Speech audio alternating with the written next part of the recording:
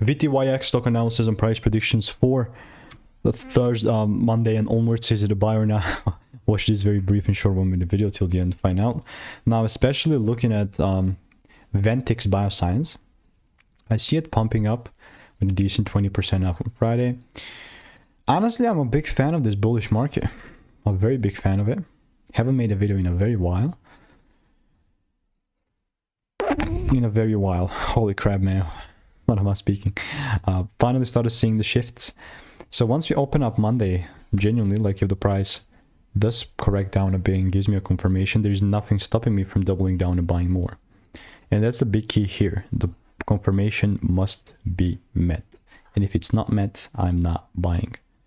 Doesn't really get simpler than that. So let me know what is your opinion on VTYX. And if you want to stay tuned and get free money making emails and insights, click the first link in the description and I will continue to keep you updated. Goodbye and enjoy.